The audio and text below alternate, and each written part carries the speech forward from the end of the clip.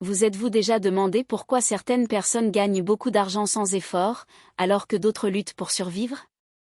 Est une question courante que nous nous posons lorsque nous gérons notre propre argent. Et si je vous disais que de simples secrets financiers ont été intentionnellement cachés à la plupart des gens?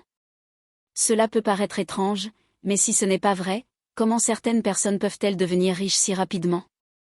La raison est qu'il existe des règles financières simples que les riches connaissent, mais ils ne veulent pas partager ces secrets. Dans cette vidéo, je vais vous révéler ces secrets financiers cachés pour vous aider à devenir riche. Il ne s'agit pas seulement de gagner plus d'argent, il s'agit aussi de l'économiser judicieusement. Vous entendrez peut-être des gens dire que s'ils gagnaient plus, tout irait bien, mais voici la vérité. Avoir un salaire plus élevé ne signifie pas toujours que vous deviendrez riche. Considérez votre argent comme un seau d'eau, peu importe la quantité que vous y versez, s'il y a un trou au fond, il finira par s'épuiser. Il en va de même pour l'argent. Vous gagnez peut-être beaucoup, mais si vous dépensez plus que ce que vous gagnez, vous vous retrouverez sans rien. Être sage avec votre argent signifie réfléchir à sa destination, vous concentrer sur ce dont vous avez besoin plutôt que sur ce que vous voulez, et vous assurer qu'il vous reste de l'argent à investir à la fin du mois si vous manquez d'argent avant la fin du mois. C'est un signe d'avertissement, il est temps d'y regarder de plus près, vous pouvez peut-être réduire certaines dépenses quotidiennes. Il est important de se rappeler que n'importe qui peut sortir et gagner de l'argent et que même si de nombreuses personnes sont douées pour gagner de l'argent, elles ne sont pas douées pour le protéger. La compétence signifie défendre votre argent contre des personnes qui veulent vous l'enlever. Ce qui différencie ceux qui deviennent riches et le reste de ceux qui ont des difficultés financières, c'est la façon dont ils gèrent l'argent qu'ils ont. Il s'agit donc de trouver un équilibre en vivant en dessous de vos moyens, vous ne vous refusez pas, vous vous préparez pour un avenir de paix et de liberté financière. Le revenu passif est la clé de la liberté financière. Vous êtes-vous déjà demandé à quel point ce serait incroyable si votre argent pouvait rapporter plus d'argent par lui-même? Nous avons tous rêvé de nous réveiller et de trouver de l'argent supplémentaire sur nos comptes bancaires sans avoir à travailler. Pour la veille, cela semble presque trop beau pour être vrai, non? C'est la magie du revenu passif. Au lieu d'échanger votre temps contre de l'argent contre un emploi régulier, un revenu passif vous permet de créer quelque chose une fois et de continuer à gagner de l'argent pour vous au fil du temps. Ne vous méprenez pas. Créer une source de revenus passifs n'est pas facile, qu'il s'agisse d'écrire un livre, de créer un blog avec des publicités ou d'investir dans des propriétés locatives. Il y a un travail acharné au début, mais pensez comme à planter une graine avec un peu de soin et de patience, elle grandit et vous récompense pendant de nombreuses années à venir. C'est exactement ce que fait l'investissement. Au lieu de laisser votre argent là, cela peut être la travailler et grandir. Se multiplier avec le temps. Quand on parle d'investir, ce n'est pas qu'une chose, vous avez plusieurs options, de l'achat d'actions dans de grandes entreprises auprès de votre argent par le biais d'obligations ou même à la possession de terrains et de bâtiments immobiliers.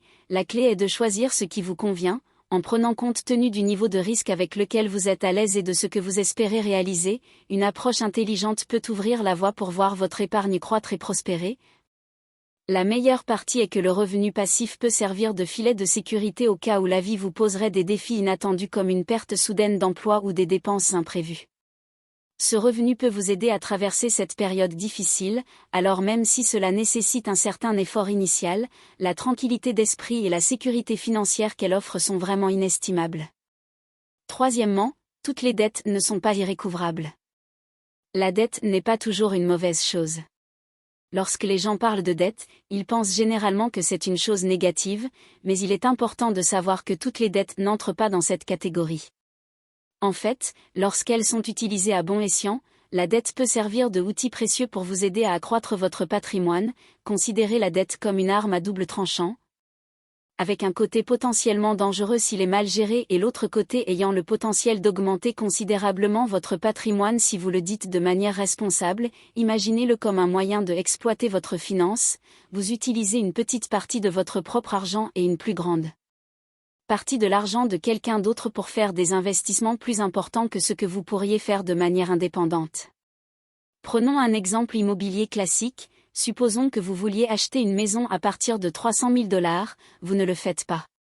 Vous n'avez pas besoin d'avoir la totalité des 300 000 $ d'avance, vous pouvez commencer avec un acompte de 60 000 $, qui est votre argent, les 240 000 $ restants peuvent être empruntés en guise de hypothécaire. Si la valeur de la propriété augmente, la valeur totale de la maison augmentera, pas seulement la partie que vous avez payée initialement. Donc si la maison vaut 380 000 $, vous avez gagné 80 000 $ sur un investissement initial de 660 000 $, cela illustre le pouvoir d'utilisation stratégique de la dette. Rappelez-vous que tout dépend de la façon dont vous l'utilisez et que les riches utilisent la dette judicieusement à leur avantage. 4 questions de votre cercle social. Apprendre et grandir avec les bonnes personnes. À considérer l'entreprise que vous conservez peut en révéler beaucoup sur vous. Par exemple, vos amis ou ceux avec qui vous passez du temps peut avoir un impact significatif sur vos choix et vos comportements. Laissez-moi vous donner un exemple. Si vous vous entourez de personnes qui investissent régulièrement en actions, vous êtes plus susceptible de développer l'habitude d'investir votre argent pour votre avenir. Par contre, si votre cercle est composé de gros dépensiers, vous risquez de dépenser plus que ce que vous gagnez. Les personnes avec qui vous vous associez ont une profonde influence sur vos décisions, en particulier en matière d'argent. Imaginez maintenant cela. Et si tu avais un mentor qui excelle dans les questions financières ou des amis qui prennent systématiquement des décisions financières judicieuses, ne serait-il pas fantastique d'en tirer des enseignements en donnant la priorité à vos relations sociales ? Vous avez l'occasion de rencontrer et d'apprendre des personnes qui ont réussi dans leur parcours financier et qu'elles peuvent partager des trucs, astuces et conseils inestimables. Sur la base de vos expériences personnelles, il ne s'agit pas seulement de gagner de l'argent, il s'agit également d'apprendre à le gérer efficacement. De qui mieux apprendre que ceux qui ont déjà parcouru ce chemin, alors choisissez judicieusement votre entreprise et absorbez la sagesse dont ils disposent. Proposez de créer un réseau des personnes partageant les mêmes idées. S'engageant dans un réseautage axé sur l'argent et recherchant du mentorat sont des stratégies puissantes. Les riches comprennent l'importance de ces connexions et construisent et entretiennent activement leur réseau. 5 personnes riches ne gardent pas d'argent à la banque. Les gens vous disent souvent de garder votre argent. De l'argent dans une banque. Tes parents, les nouvelles et les banques elles-mêmes le disent, mais économiser tout ton argent est vraiment le meilleur moyen de devenir riche. Pas toujours. Quand tu mets ton argent dans une banque, tu ne deviens pas riche, tu fais la banque. Les banques riches font beaucoup d'argent en acceptant vos dépôts et les prêter à d'autres personnes. De hauts taux d'intérêt, payez très peu en retour. Cela ne signifie pas que vous ne devriez jamais garder d'argent dans une banque, cela signifie que vous devez être intelligent à ce sujet. Vous pouvez garder suffisamment d'argent à la banque pour couvrir les urgences et vos factures quotidiennes. J'aime avoir une année de dépenses économisées, mais si vous débutez, avoir 3 mois est un bon objectif. Le reste de votre argent devrait être investi dans des choses comme l'immobilier, les actions individuelles et les fonds indiciels. De cette façon, vous pouvez gagner beaucoup plus d'argent que simplement partir à la banque, donc c'est une bonne idée d'économiser de l'argent, mais aussi investissez autant que vous le pouvez pour augmenter votre richesse. 6. La vraie richesse ne consiste pas seulement à avoir des choses extravagantes. Beaucoup de gens pensent qu'être riche signifie avoir beaucoup d'argent pour acheter des choses chères comme des voitures et des gadgets, mais il y a plus que cela. Dans l'auteur d'un livre intitulé La psychologie de l'argent, Morgan Housel explique que la richesse réelle n'est pas toujours visible. Certaines des personnes les plus riches que je connais ont des voitures ordinaires et des maisons modestes, elles ne montrent pas leur argent, mais si vous voyez leur compte bancaire, vous seriez surpris. Avec combien d'argent ils ont, vous connaissez ces voitures flashy et ces nouveaux gadgets qui les gens aiment montrer qu'ils ont peut-être l'air cool, mais ils ne veulent pas toujours dire que quelqu'un est réellement riche. Être riche n'est pas seulement une question de ce que vous possédez, mais aussi de la valeur de ce que vous possédez au fil du temps. Il est logique que plus vous dépensez, moins l'argent que vous avez, mais il est difficile de résister à la tentation d'acheter de nouvelles choses comme des voitures et des vacances.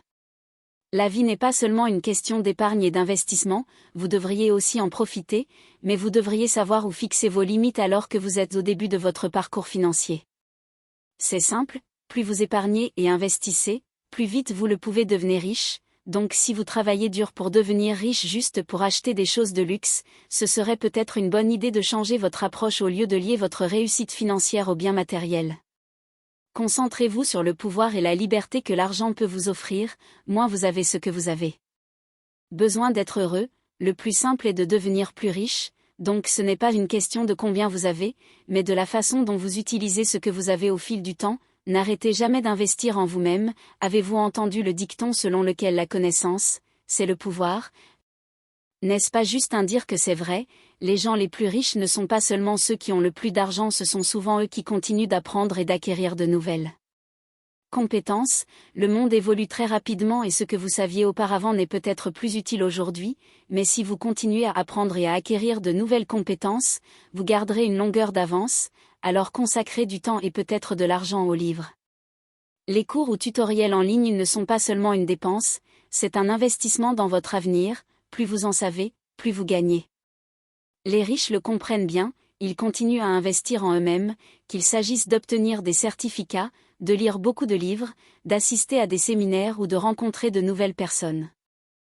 Alors découvrez où vous devez vous améliorer, réservez du temps et des ressources pour apprendre et rappelez-vous que la croissance ne signifie pas c'est quelque chose qui n'arrive qu'une seule fois, c'est quelque chose que vous faites tout au long de votre vie, en investissant toujours en vous-même, vous vous préparez au succès.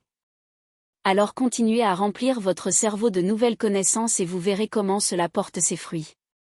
La règle du temps: si vous demandez à une personne riche, elle vous dira que le temps est la ressource la plus importante. La plupart des gens ne réalisent pas à quel point le temps joue un rôle pour devenir riche et c'est pourquoi beaucoup de gens restent financièrement moyens, mais ceux qui comprennent comment le temps fonctionne bien avec l'argent.